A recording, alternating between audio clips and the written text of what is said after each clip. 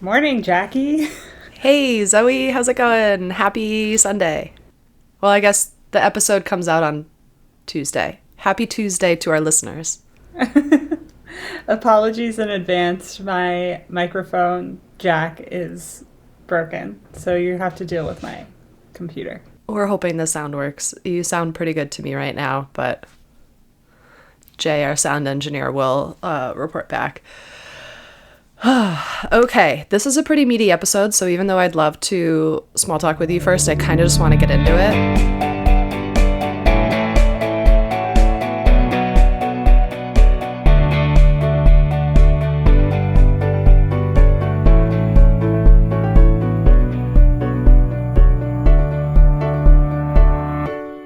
Can I put the mashboard up on the screen? You can. Sweet, let's do it. Okay, Zoe, I put it up on the screen. Take it away. Can you describe who our person is, what they're going through in their life, kind of what the decisions are that they're grappling with? Like, what does their life look like? This person is a parent of 2 kids, so I imagine that their life is chaotic, regardless of how old their kids are. And I'd say, like most Americans, they want to lose weight. They are clinically overweight. They have a BMI of 34, regardless of how we feel about the BMI. They would like to lose 50 pounds. They want to do so to avoid metabolic disease, live longer, look better, move and feel better. All fair reasons, I think. I think sometimes we just have to admit the vanity of it all. So saying you want to look better is completely valid in my book, and I am assuming they are on a GLP-1 because they have landed on a dose of 1.7 milligrams. Yeah, exactly. This is probably a somewhat typical American person. They're in maybe their 30s or 40s, maybe even their 50s, and they're looking at themselves in the mirror and going, I'm carrying a lot of excess weight and I want to change something about it. And I have heard all of these ads about GLP-1s, and maybe this is my golden ticket to getting down to a weight that is less high risk and allows me to move better and feel better. So yeah, that's the person who is represented by our mashboard. I think this is a part of adulthood that is unfortunately pretty common. 40% of Americans are obese as of 2024, but I don't think this was on my mashboard as a kid. I think this idea of weight loss, we're steeped in a culture as children of thin people. We were growing up in the 90s and 2000s when heroin chic was really at its peak. So I think the idea of being skinny, being valuable was always in the zeitgeist. But I think the idea of 40% of Americans reaching the point where they're looking at their bodies and going, wow, I didn't realize that I was obese and I would maybe need to do something about it. I think that was a part that I didn't necessarily put on my mashboard as a kid, but is very common. So that's what we're here to talk about today. Yeah, and it feels worth plugging up top that Jackie and I are pretty conventionally sized white women. We've never struggled with weight loss in this sense. I personally did have an eating disorder, so I probably was panicking about what potential pregnancy was going to do to my body and how I would lose weight as I got older and hit menopause, but it didn't hit my mashboard, to be sure. Yeah, thanks for that, Zoe. The other disclaimer we should definitely put at the top of this episode is I am not a doctor. Everything I'm talking about, I have learned through reading research papers, but I have no formal training in this space. Zoe is a doctor, but she is not this kind of doctor, nor is she your doctor. So none of this constitutes medical advice. This is 2 friends who are doing the best we have with the knowledge that we have to understand the world around us. And yeah, if there's anything that we talk about that you want to learn more about, I do recommend going to your actual doctor to get advice. Yeah, I co-sign that. Thank you, Jackie. I think our goal with this is really a cultural commentary on weight. And obviously I'll bring a clinical background, but that just forms how I think about weight now. Mm-hmm. Yeah, and similarly, my day job is a data analyst, so I will be bringing a data and analytical background to my approach to this and all other topics here at Aftermash. Okay, so I want to start us kind of a couple steps back from the like somebody is obese and trying to lose weight via GLP-1. I think in order to understand that, we actually need to understand like what is obesity, where does it come from, kind of what is like our relationship to food, how does that work? So I want to start us at appetite. Zoe, can you tell me what you know of what appetite is, how it's regulated in the body, what it's actually doing, like our desire for food, what goes on under the surface? Appetite is like a very multifactorial process. Like macroscopically speaking, it's coming from like true hunger signals in your gut. It's coming from your sense of smell. It's coming from your eyes. It's a very social, cultural, ethnic driven festivity, at least in America, and I would imagine around the world. And it doesn't always serve the purpose of, you need calories in to accomplish your activities of daily living and the metabolic processes within. Sometimes it's emotional, sometimes it's social, as I said. And then like in terms of, what's going on in your body, your hypothalamus is really driving your hunger cues. There are a few hormones that comes to mind, like ghrelin, which I always think of like the little ghrelin monster that's rumbling in your stomach when you're hungry. And then leptin is when you're full, and you always think of that as like leptin. So that's what I know about appetite. I love getting a little insight into the monikers that you use to survive med school. That's cute. But yeah, I think that's a really great summary. I mean, you probably understand it better than I do, but like appetite is made up of a bunch of different things. It is your physical body feeling full or not, which is why the advice of like drink a glass of water if you're not sure if you're hungry or not can be relevant. It is what you're talking about, the ghrelin and the leptin, the like hypothalamus, the brain deciding like it's been a while since you've eaten, we need more calories. And then there's also the reward seeking dopamine element of it too, which is about like desiring food and like desiring the pleasure of eating food. And so I already headlined with this, but 40% of Americans as of 2023 are obese. So the next part that I want us to understand is just like, how can appetite go wrong? Why are we in a situation where a very large minority of Americans, and in some demographics, it actually is the majority of people in that demographic, are obese? How did we get here? How does it work? Kind of what's happening under the hood. So first we have to define like, what is obesity? How do we think about this clinically? And Zoe, can you describe how like surprisingly simple the definition is? Yeah, it's just based on the BMI, which is like how much you weigh versus how tall you are. And it doesn't take into consideration like muscle mass. So like a bodybuilder or like a decently athletic person could technically have a BMI that's defined as overweight, but they are not really, because they're just got a lot of muscle. So there's, a BMI of 18 or less is underweight. 18 to 25 is like normal, healthy weight, quote unquote. And then 25 to 30, you're overweight, so you're a little fluffy. And then once you hit 30, we're talking about obese. And then it goes like mild, moderate, and morbidly obese. Yeah, so we don't love BMI, but it is the tool that we have, and it is how we are currently categorizing people's relationship between their weight and their size. Just to put these numbers in perspective, the average woman in America is 5'4". She would be considered obese if she weighed 175 pounds or more, and she would be considered severely obese if she weighed 233 pounds or more. And then for a man, the average man is 5'10". He would be obese if he weighed 209 pounds or more, and he would be severely obese at 279. Just to like give you some actual numbers that you can use to contextualize, like, what does a BMI of 30 even mean? Like, a BMI of 30 means that the average height man is 209 or more pounds.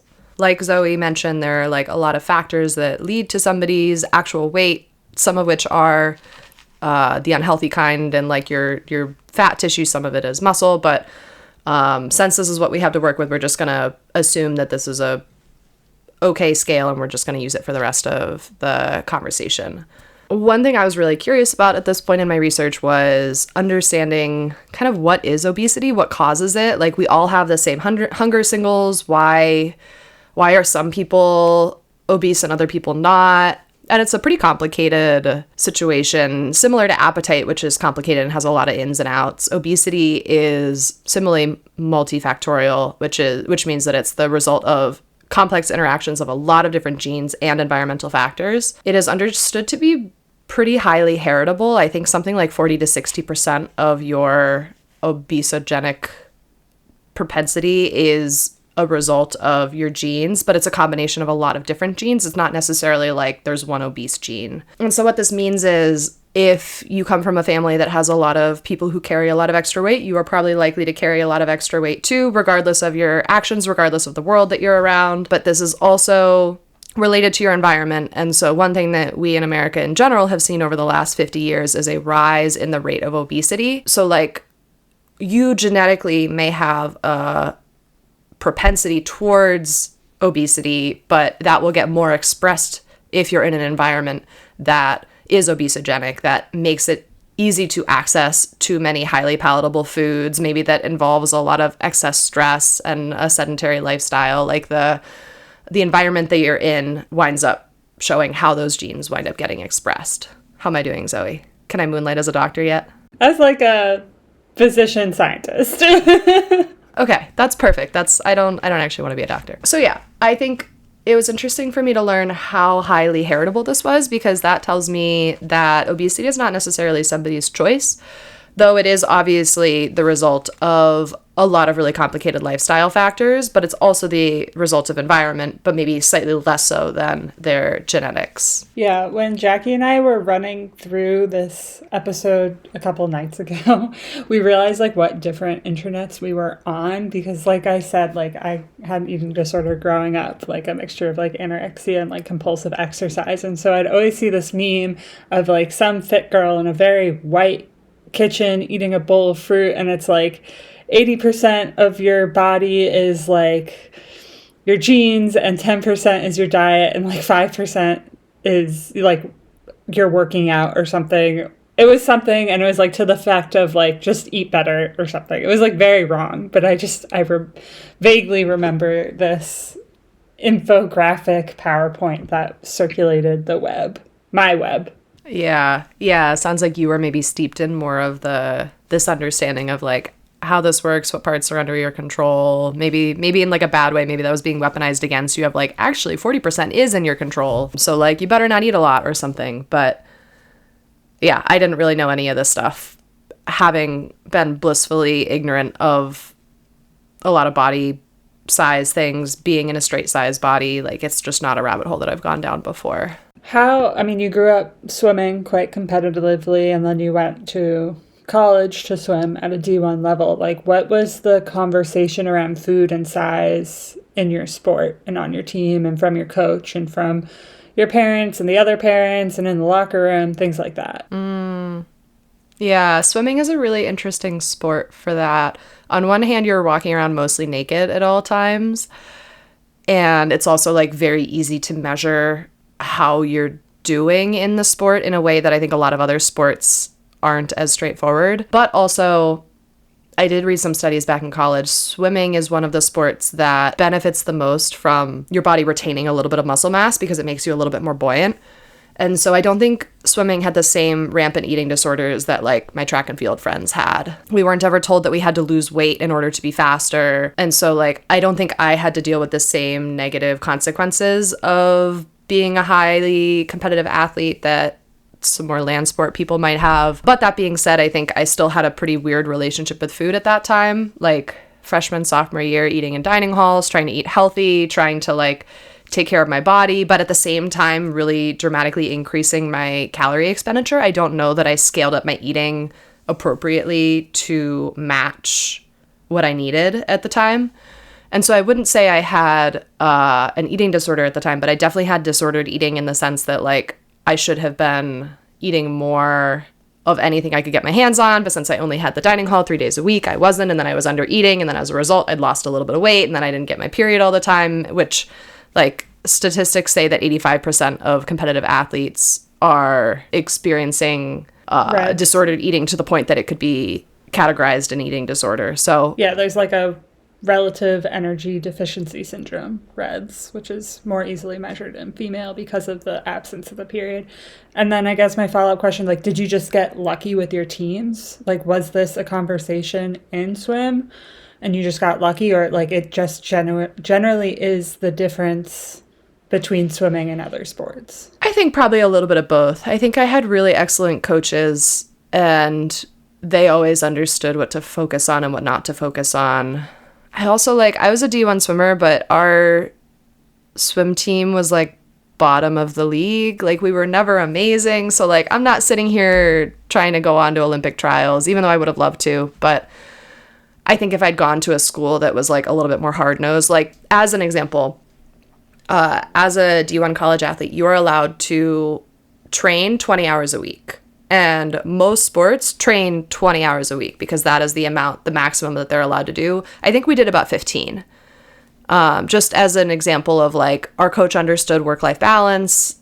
15 hours a week is still a ton of movement, but it's not, we weren't redlining. We weren't pushing as hard as we absolutely could. I feel very grateful that I went to a school that, like, allowed me to have that D1 experience while also maybe having a lot more balance than a lot of other sports at a lot of other different size schools. So I don't think food was a big part of it because I was, like, not at that, like, super duper high level. And then to complete the picture, like, what did you learn in, like, your health ed in high school and middle school? What was your mom talking to you about? Yeah. I mean, I think that is probably what relates to, what did you say? REDS, like, when I was under eating by accident, my early college experience. I mean, you get the idea that vegetables are good for you. You get the idea that you don't want to have too many carbs. I mean, like, carbs and fat have gone in and out of fashion cyclically, and I think I must have been learning about this at the time when carbs were the enemy. I come from a family where, there's always talk of, like, oh, I'd love to lose a little bit of weight, like, I'm on a diet, I gotta earn the cake, like, that kind of thing. But I think just because I was a bottomless pit of hunger, that never really entered my brain in that sense, but it did in the sense of, like, I'm not, like, I could have gotten all my calories by eating a lot of cake. And, like, cake was still, like, a thing that I didn't touch. Like, it was still off limits to me. So, like, I think I got some of it from family and how I was raised. I think, honestly, the hardest part of this journey has been when I was no longer a competitive athlete and, like, no longer exercising 15 hours a week and, like, I can't eat anything I want. I think unlearning some of the food scarcity mindset behaviors that I'd gotten from college has been harder. Like, in college, it was very much like, if you see food, you should eat it. Like, if you go to a lecture and they're giving you a brown bag lunch, like, take 3 sandwiches and scarf them. Like, that was kind of the lesson that I had to learn because I was in this, like, chronic underfeeding, over-exercising mode.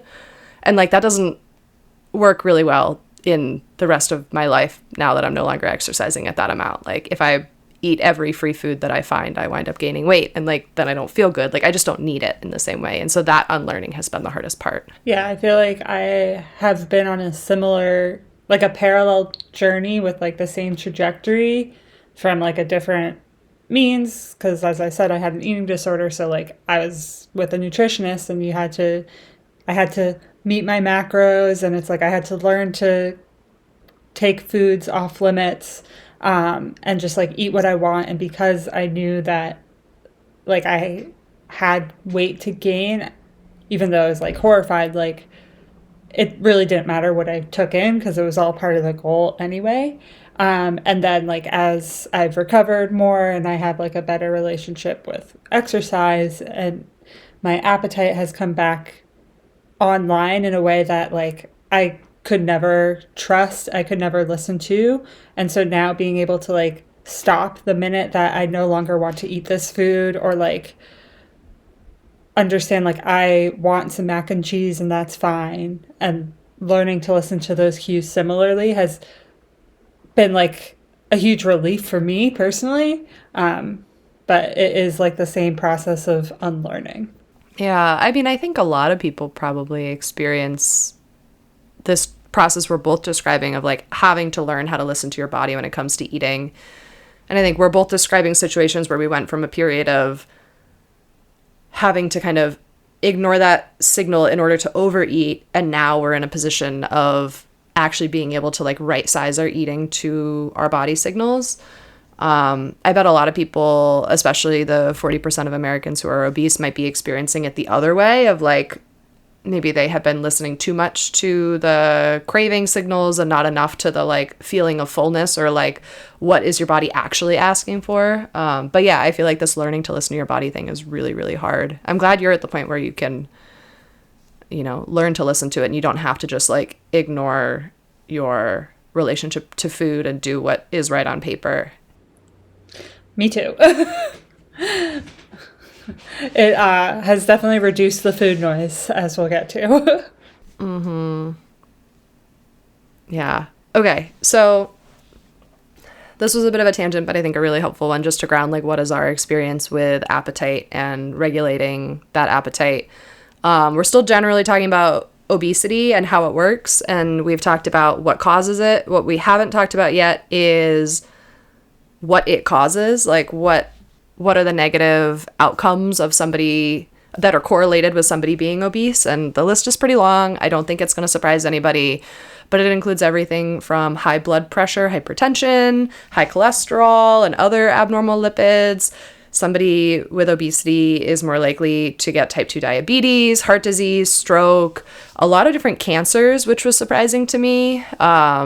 Kidney disease, metabolic dysfunction, which was formerly known as non-alcoholic fatty liver disease. They're also more likely to have mental health conditions, joint problems, respiratory conditions. They're more likely to get severely ill from COVID or the flu. They're more likely to have all-cause mortality, impaired immune function, and potentially pregnancy problems, including gestational diabetes.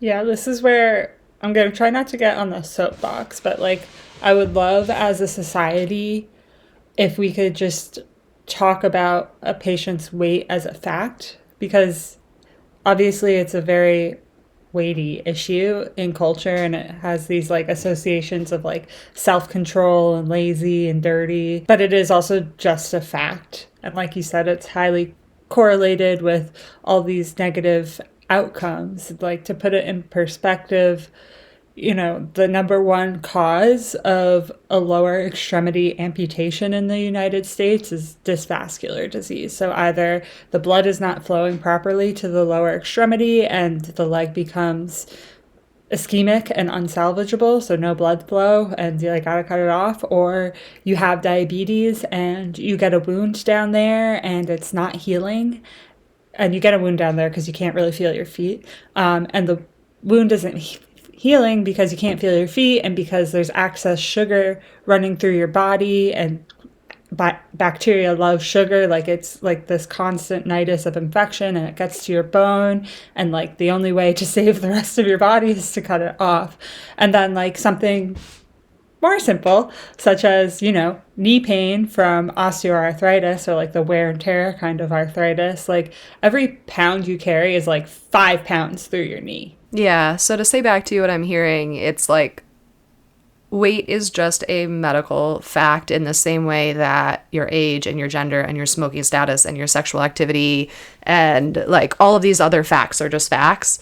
It is something that we can use to inform medical or other interventions, but we should move away from the world where we are stigmatizing being overweight, where we're blaming people for being overweight. As we talked about, it is so highly genetically heritable that it is not necessarily, you know, it's not somebody who's just choosing to overeat for the hell of it. Like, this is somebody who is in an environment that is very obesogenic and have genes that are very obesogenic. It's like pretty hard, which actually is a really good lead into my next point, which is about like, if you are overweight, how do you lose the weight?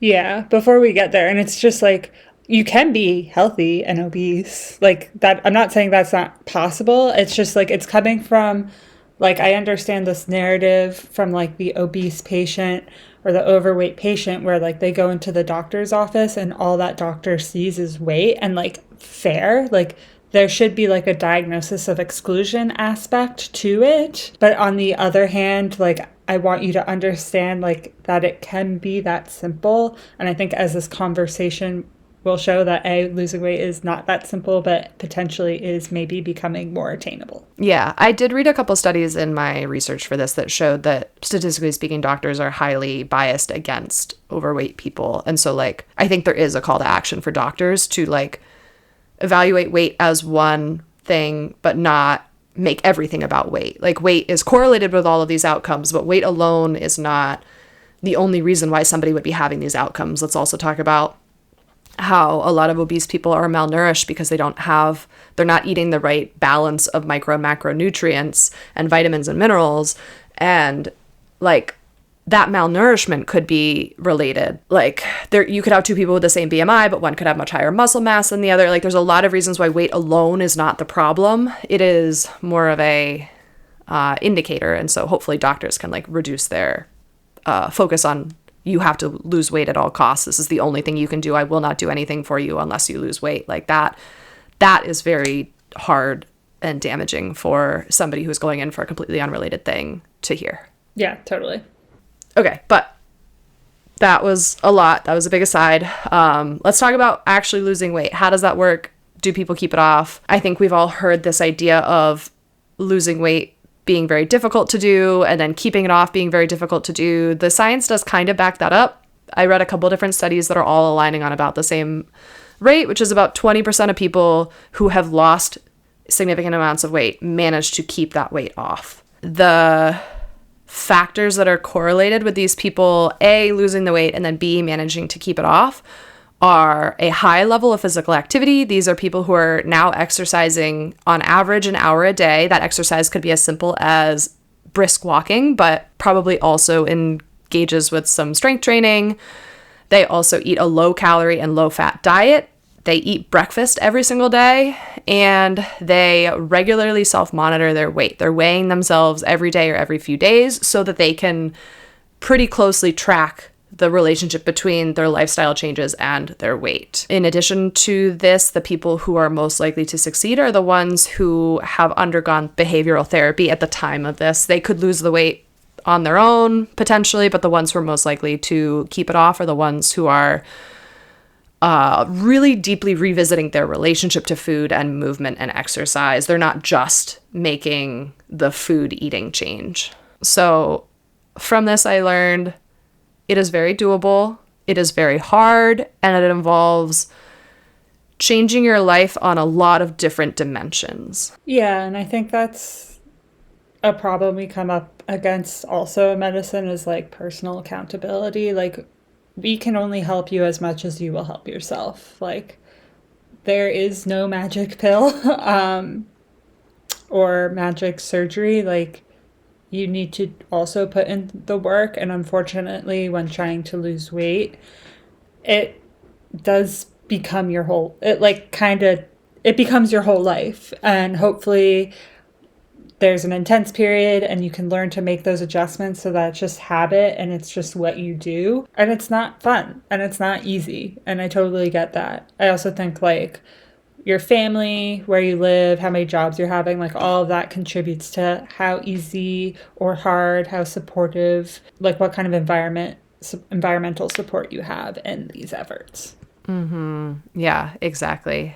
I think also kind of a callback to our last aside, losing weight alone, like the number on the scale going down is not the end goal. It is kind of like a way of measuring the end goal. The goal is the healthier lifestyle. The goal is the increased muscle mass and increased lean mass percentage relative to body fat. The goal is having more activity in your life. And the way you measure that is by weight. I wouldn't say that lower scale at all costs is the goal or should be your goal. Yeah, because muscle weighs more than fat. So, like, if you're adding strength training in, you're going to be losing weight, but you'll also be adding muscle mass. Yeah, I'm fairly certain I'm in the overweight category because I have, or at least I was at the time that I was really regularly powerlifting because I had such a high load of muscle mass. But, like, you could see every ab at that time in my life. Like, I was not overweight. It's just, like, BMI is a really faulty scale. All that to say, I think there's a lot of value to losing weight. There's a lot of cost to continuing to carry weight, but it's not about the weight itself. It's about the lifestyle changes. You're going to have to do the hard work if you're trying to lose the weight and to keep it off. It does not come easy. And so this is where enter GLP-1s into the conversation.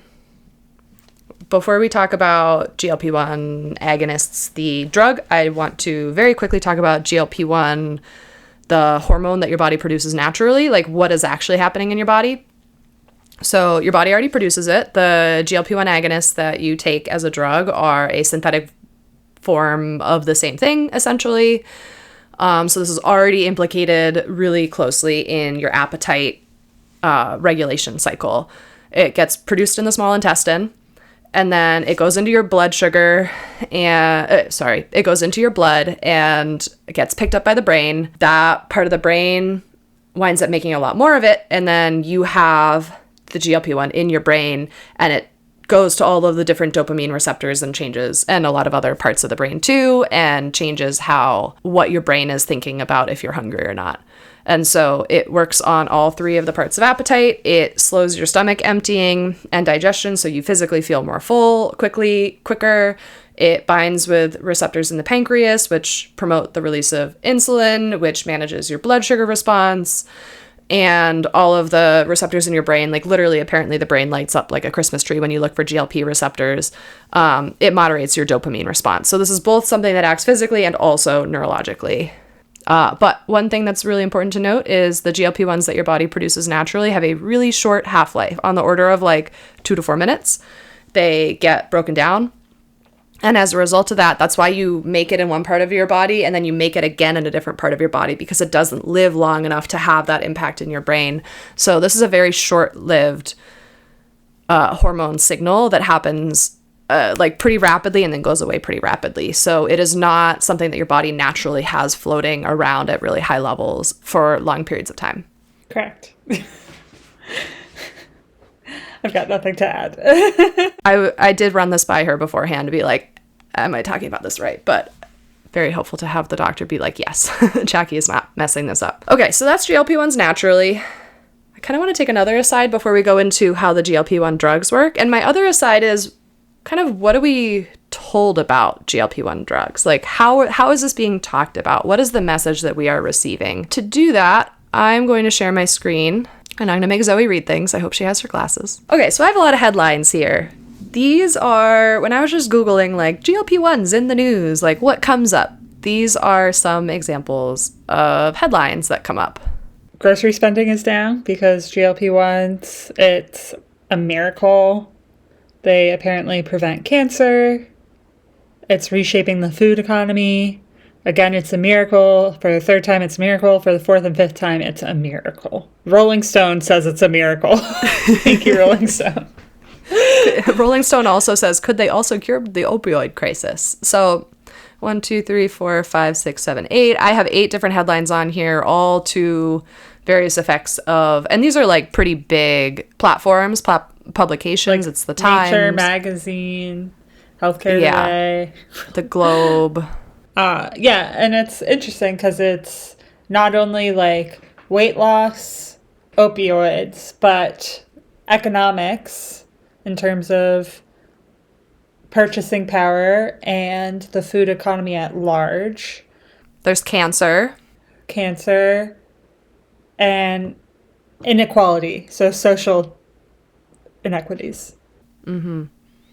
Yeah, and these are obviously just a sample of headlines. I think there's a lot of other headlines too, but I just wanted to illustrate that GLP-1s are pretty ubiquitous in the news. A lot of big name newspapers are talking about them. They're talking about them a lot. They're using really big words like miracle over and over and over again, and cure-all, and can it help curb an opioid crisis? Can it prevent cancer? Like, these are like really emotionally resonant, oh my God, this drug is going to save the world headlines. As a side note, this feels somewhat similar to how the same publications are talking about AI, but that's not really the point of this conversation. I think it's interesting when we start using words like reshaping the economy and everything else that we just talked about. Yeah, I searched it. I searched GLP-1 on Google News this morning, which is August 9th, and it's weight loss is changing relationship to alcohol, 27-point jump in women's employment, Starbucks isn't covering it anymore. Maybe we can get it for $50. Kendra Wilkinson, who is like a Playboy bunny, is using it.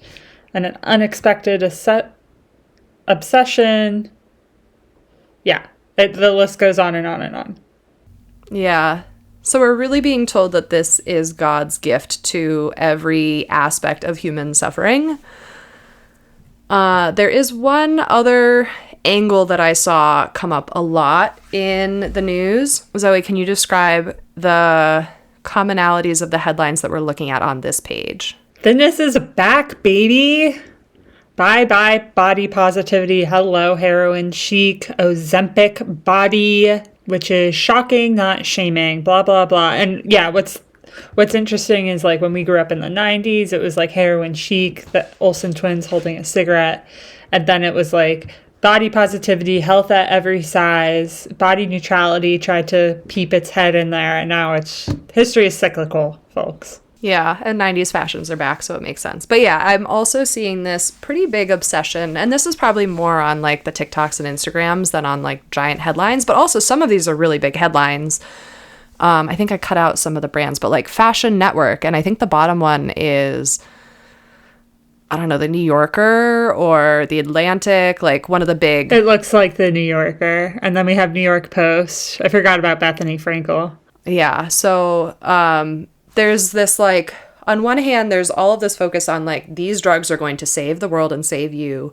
And then there's this like slightly less prevalent, but still pretty prevalent focus on, oh my God, this is like kind of bad, but we also love watching it. Kind of like a train wreck where like everybody's ultra thin now. There's like maybe an assumption that you need to be ultra thin, or at least that we're in a world where our elites are aspiring to be ultra thin again. And so like not only the drug itself, but also the like pretty serious extreme body modification ramifications are also making headlines. Like one of the headlines here has a picture of a catwalk where a model is walking in an outfit where the shirt says "I love Ozempic," which, I mean, it's getting the kind of media attention they were desiring to get, but like it's saying the quiet part out loud. It says the quiet part out loud. And so then my last foray into media exposure is my own personal Instagram feed, where potentially because I was researching this article and like doing a lot of Googling about GLP-1s, or maybe because I just like follow a couple food accounts, I'm not really sure why, for a period of a few weeks, I was getting inundated with GLP-1 ads. They also know you've been researching this. Yeah.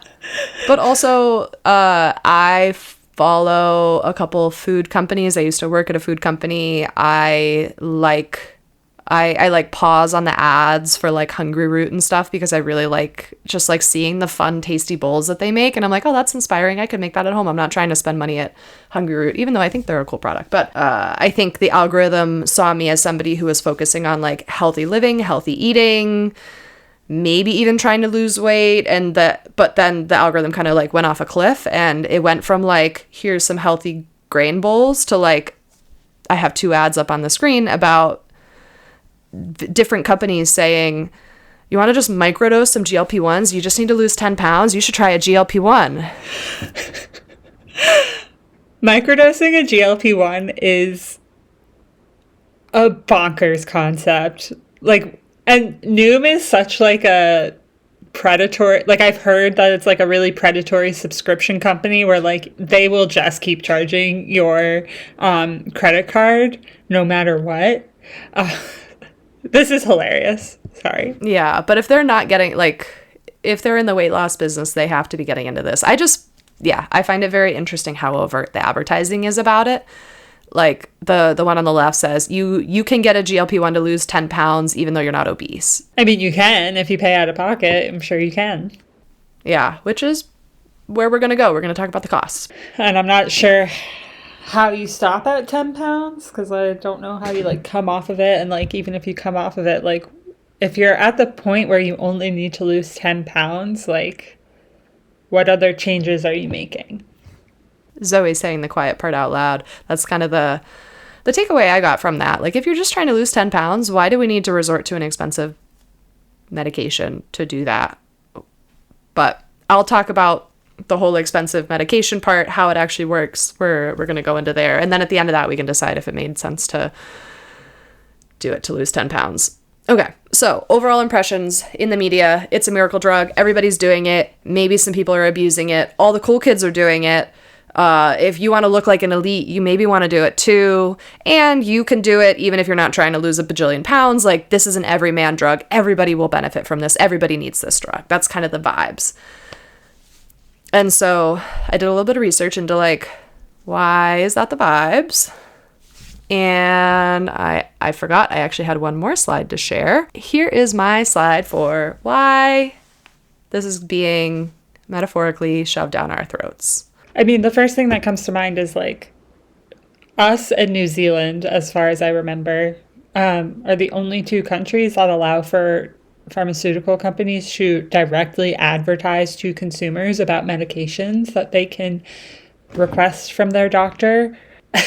And I guess this is the third time we're saying it, like, quiet part out loud is, like, Novo is just pissed that they got outspent by the other pharmaceutical company, Lilly. I think that's all this is. Yeah, so the headlines we're looking at are Novo's Wegovy and Ozempic U.S. advertising spend doubles the rival. They spent over $500 million in the first 3 quarters of 2025 on advertising of their brand name drugs. They also sued their competitor for misleading advertising. Wall Street sees multi-billion-dollar debut for Lilly's obesity pill.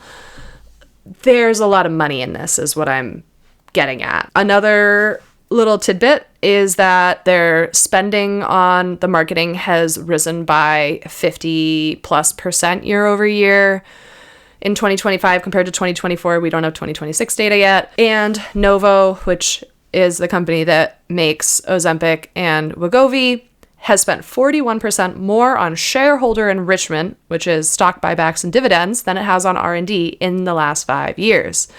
So if any of you guys listened to our dating app episode, you remember me introducing this idea of stock buybacks being a form of corporate extraction. This is when the company that is public, instead of taking their profits and investing it in continued growth via R&D, it is using that money to artificially inflate its stock price by buying that stock back, which allows high-profile, large stockholders to sell at that inflated rate and, like, get their bag. So this is a form of corporate extraction. This is a way of saying, like, we are trying to financialize this situation. We're not here to make our product. We're here to make money, and we're doing the product in order to make the money. So calling back that episode, because if you guys remember, the dating apps are in the same boat, which is why they all suck right now. And this kind of sucks as consumers. Like, there are big dollar signs flashing in the eyes of the investors for these pharmaceutical companies, and that is causing the rest of this. They're saying, this is our cash cow. We need to make it as big as possible. We need to fatten it up as much as possible. We're going to spend hundreds of $millions on advertising.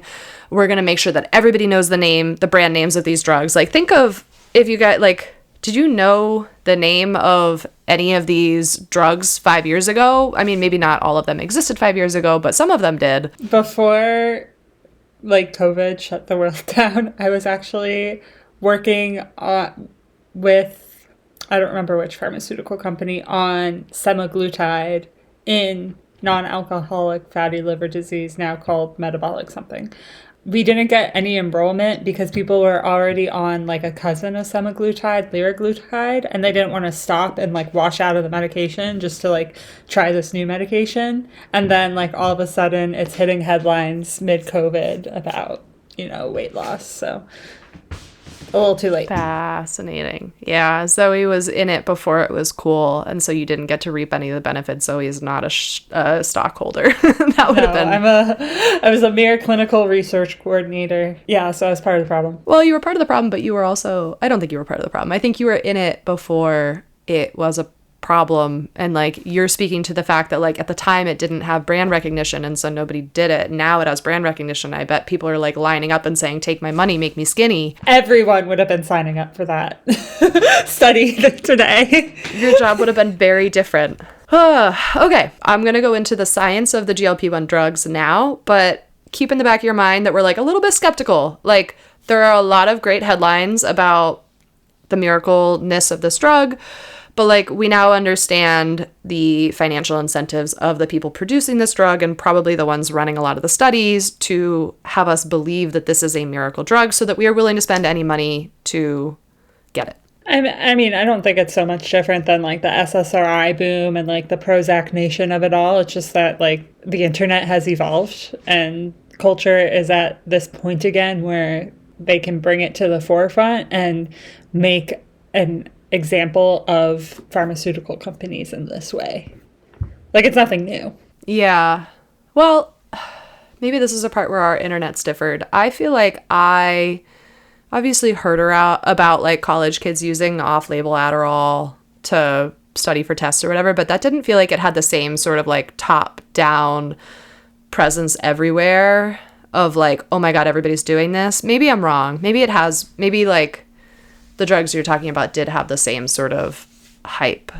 I think they did. And I mean, I don't know the timeline of it, but like, I think Vyvanse, like, there was a national shortage, and so the people who actually needed it couldn't get it. And it's the same thing with semaglutide. It's like the people who are actually like qualify under like Medicare or Medicaid can't get it either. Yeah, that's a good point. That is a good parallel to draw. I think it's a good parallel to draw for another reason too, which is that these are psychoactive drugs. Like, these are not just ones that change your body. They're ones that affect how your mind work. And so it's really easy to say we're inventing this drug for a specific group of people who like really need this intervention, but like everybody else can use it too and probably still get the benefit, like Adderall. Okay, but let's talk about how these work. I just mentioned they're psychoactive. There are 2 semaglutide forms that are approved right now. There's one for obesity and one for diabetes. The obesity one, the brand name that is most well known is Wegovy.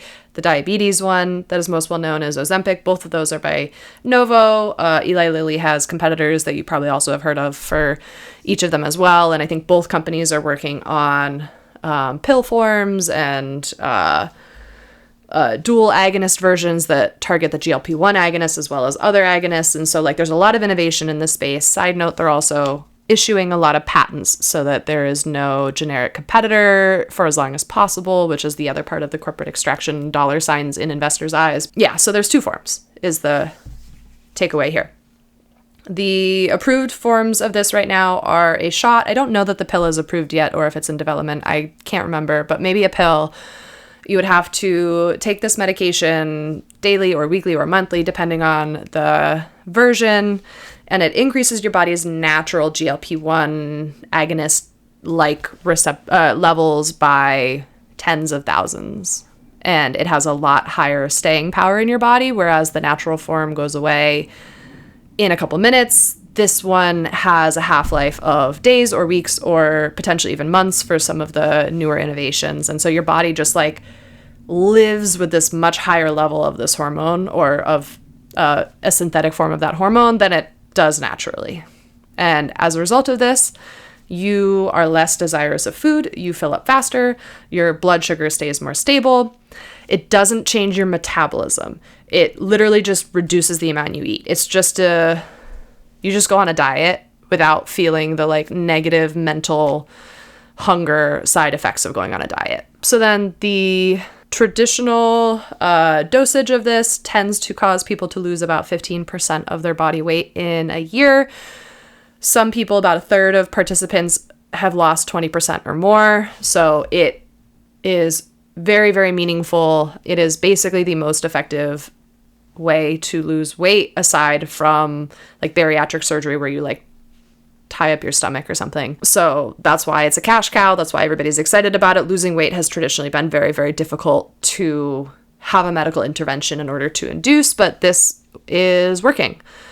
The weight that you lose is about 40% muscle mass or lean mass and then 60% fat mass. This ratio is pretty consistent with if you were just going on the diet without taking a GLP-1. And if you don't want to lose the muscle mass, then you need to compensate by eating more protein, like making protein a much higher percentage of your new lower calorie diet and starting to do strength resistance workouts. Yeah, this is like kind of part of the hesitancy from like my perspective in starting GLP-1s, because for example, like a patient with a spinal cord injury, like their basal metabolic rate goes down for factors beyond just having decreased mobility, and so they're at risk for more metabolic consequences such as like hypertension and diabetes. But like we also don't want them to lose muscle mass, because every ounce of strength they have is precious, and then that also like reduces bone mass as well, and so there's a lot that needs to be discovered. Yeah, I think that's a really good call out. This is like some people are in positions where they can afford to lose the muscle mass or where they can afford to make the lifestyle changes that would allow them to lose less muscle mass, but for some patients, even if they would benefit from losing their fat mass in general, this is not a fat mass only loss. This is both. And if they can't afford to lose their lean mass, then this is not the right intervention for them. But as we saw in the headlines, this is a quote unquote miracle drug. There are a lot of randomized controlled trials that speak to it helping with a lot of different addictions, disorders, a lot of other health things. It can be helpful for binge eating disorder, cocaine, amphetamine, alcohol, and nicotine addictions. It was related to an approximate 40% reduction in opioid cravings. So the headline about this, solving the opioid crisis, is at least pulling from a real statistic. This is helpful for people who have like anxiety responses like nail picking, hair picking, that sort of thing. It reduces your overall body's inflammation response. And as a result of both that and the weight loss, it also improves your cardiometabolic risk factors like blood pressure and cholesterol, partially through the weight loss, but also just partially through the overall reduction in inflammation response. So the fact that that's a 1-2 punch on these really deadly risk factors is pretty cool. And lastly, we saw some positive impacts to mood disorders like bipolar and depression. So it is pretty cool. It does a lot of cool stuff for a lot of different people. A lot of these obviously are off-label. This has not been approved for treating alcohol addiction, for example, but they have done studies that have really positive results. And I think that's like the most interesting part, is like, what can it do for addictions? Mm-hmm. Yeah, but I mean, addictions and obesity kind of work through the same brain processes. It's the dopamine reward system. It is somebody who like that system gets out of whack. And so if you can reduce their sensitivity to the dopamine and their desire for the dopamine, then they will be able to more effectively fight the addiction and the overeating, the binge eating, like whatever is leading to the obesity at the same time. As an anecdote, I think this, in people who are not experiencing addictions, this could be a negative. Like think about the fact that it is like reducing your responsiveness to dopamine. I have a friend whose father took this drug in order to lose weight and wound up having a lot of negative side effects, had to go to the hospital. Like it didn't work out well for him, but he described for months afterwards no longer having an appetite for the Coke products and the beer that he was a like avid consumer of beforehand. So which is not a problem. That's it's not necessarily a problem, but I think the thing that surprised me and my friends when we were talking about this is like, this didn't literally just change. Like, it wasn't like while he was taking the drug, he wanted less food. It was also like he wanted less pleasure seeking. Like, this is helpful for people with like sexual addictions too. Like anything that is related to pleasure seeking, it reduces your desire. And so there are some people describing that it makes them feel flat. It makes them feel like they just don't want things anymore. The upside is it reduces your food noise. It reduces your addictive noise in your brain. The downside is it reduces your pleasure. So I think understanding that and understanding how many different aspects of your life get impacted by your dopamine response can be helpful. Like, it is probably a good thing not to overeat or over consume things that are bad for you, but also like dopamine response is indicated in so many aspects of pleasure and enjoyment in life. And so this isn't coming for free. This is changing how your brain is working in the same way that something like a depression drug or an ADHD drug is changing how your brain is working. It's co-opting the natural physiology of your body to make it more long-lasting, I would say. Yeah, it's meant to be only transitorily impacting your dopamine response, and instead it's like constantly putting a little damper on it. Okay, so those were some of the positive to neutral side effects. Here are some of the negative side effects. Zoe, I put a graph up on the screen, which is talking about the percent of US adults who have ever taken a GLP-1. What side effects did they report experiencing? Can you describe what we're looking at? Yeah. Nausea, diarrhea, vomiting, a hollowed out face. Up to 52% of users have nausea, but for the most part, across all these side effects, it's pretty mild and manageable. Yeah. So far, we have not found any really bad side effects. This is not like, I feel like a lot of diet drugs in the past have caused things like cardio impacts that are negative. There are not really negative side effects. Obviously, my friend's father had to go to the hospital. Like, some of the nausea, diarrhea, vomiting can get really severe. You can get pancreatitis. You can get clinically significant gallstone disease. I mean, every drug introduces a risk of side effects, but it's a matter of what you're willing to tolerate. Yep. Yeah, definitely. That's a good zoom out, good framing.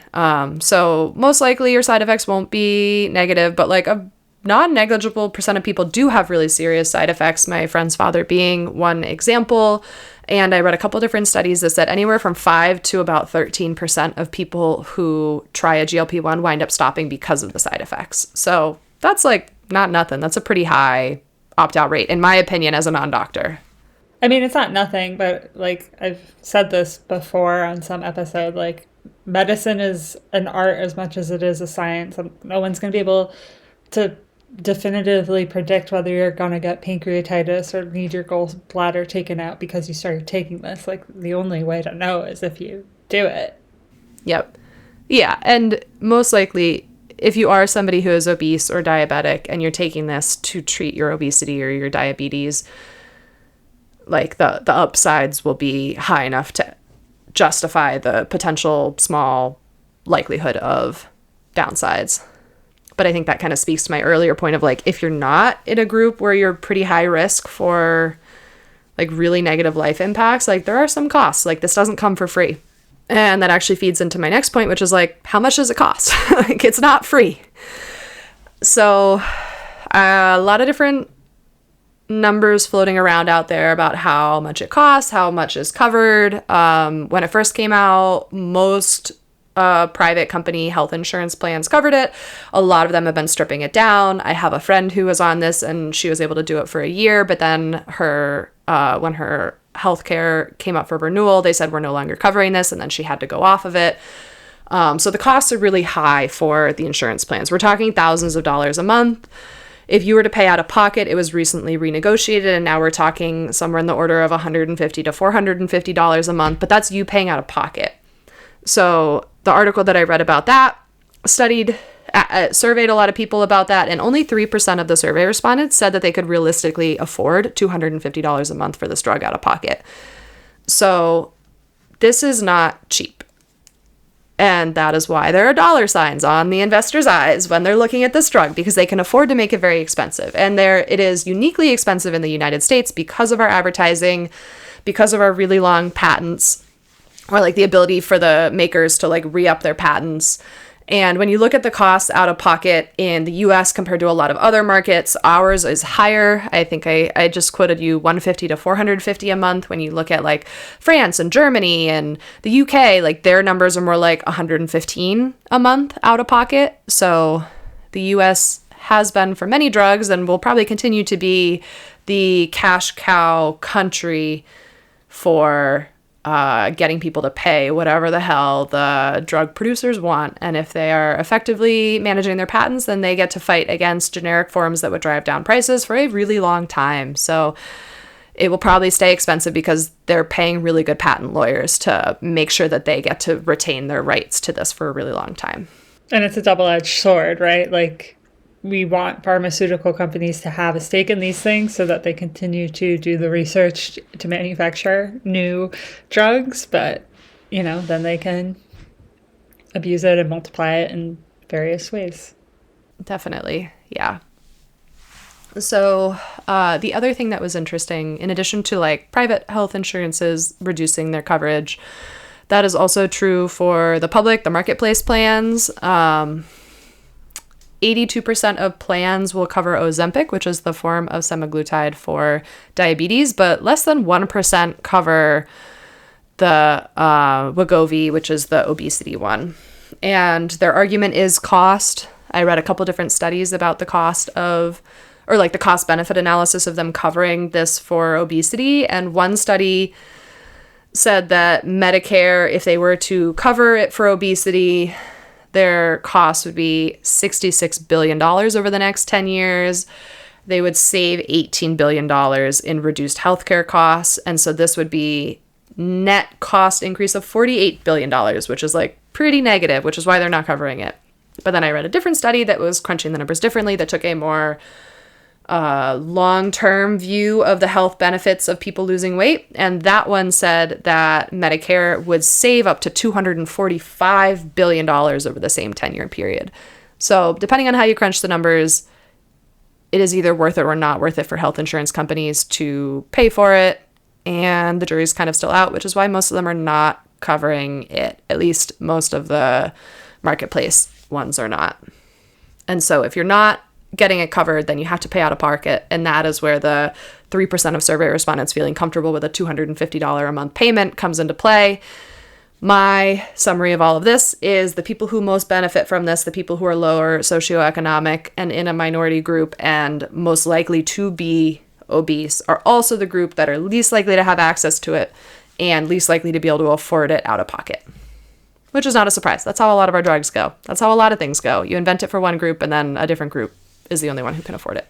Yeah, and I mean, it just speaks to like the general, like, as much as we give shit to surgeons, like, they don't want to do surgery on you if they don't have to. And we don't want to pump you full of pills if we don't have to. And like, the first line treatment for many of these metabolic diseases that we're talking about is lifestyle modification. And you know, similar to an antidepressant, which I believe is like most effective when combined with cognitive behavioral therapy, like this medication is best effective when combined with lifestyle changes. And so it's just like back on the, like, you got to change your habit soapbox that like our healthcare system does not do a good job in incentivizing. Yeah. Yeah, I feel like the way this is being sold to me online is like, if you want to lose weight, this is your like golden ticket. You would be able to take this, you'd be able to lose the weight, it'll be easy, it'll be you know, there aren't a lot of side effects, this is amazing. They don't talk about the fact that if you start this drug, then you either need to make the lifestyle modifications so that you could then stop taking the drug and retain your lower weight, the 20% of people who retain the lower weight by having their hour a day of exercise and by eating the low-calorie diet and by continuing to monitor for the rest of their lives what their weight is. You either need to do that or you're paying Novo or Eli Lilly money for the rest of your life. Those are the two options. And look, I pay for convenience all the time. I understand. But as we said earlier, there is some personal, accountability that needs to happen. And it's just what you're willing to sacrifice, like the risk versus benefit that you're willing to take on. Yeah. And I think it behooves the sellers of this drug to kind of not tell you how it is best used. They don't want to tell you that you really should be applying this with the cognitive behavioral therapy, with the exercise changes, with the increase in protein consumption. Because if they tell you that, they're really telling you this drug is only one small piece of a very large picture about how to be healthy. And the answer to be healthy is the same answer it was before this drug existed. It is change your diet, change your exercise, like live differently than you were before. And that conversation comes down to the prescribing provider. And I want to believe that, you know, most providers will do their due diligence in having this conversation and kind of putting it in perspective. But I just am not part of those conversations. So I have no idea what they typically look like. My suspicion, if companies like Noom are offering microdosing of GLP-1s on their website, is that this is not part of the conversation. It depends on the route you're attaining the medication. Like if you're going through a Hims, Hers, a Noom, the other one that is like you can do for 10 pounds is like Start Power or something like that. Like these are new services where a doctor doesn't see you and they give you the medication. I don't know how that works either. Yeah, you write it and you're like, hey, I want to do this. And then they just have a doctor who they have on retainer who just goes like, yes, yes, yes, yes, yes, yes, yes to every request. I listened to a podcast episode about Hims and Hers, which advertised hair loss medication. And the podcast was interviewing somebody who had been like really negatively long-term health impacted by this hair loss medication because he had gotten it through Hims. He hadn't realized there were side effects. He was never coached on the side effects. He was never told what to look for. He had like a year of like debilitating health impacts that nobody was connecting the dots because of this sort of like doctor behind screen clicking yes. And that's why the medical education system needs to change such that regardless of what you ultimately want to become, we should all spend a year or two as a primary care doctor. Not that I want to do that, but I think it is most beneficial for society and how we learn most about medicine and baseline health and socioeconomic inequities and patient interactions and building rapport. Yeah, and the interconnectedness of all these health things. Yeah.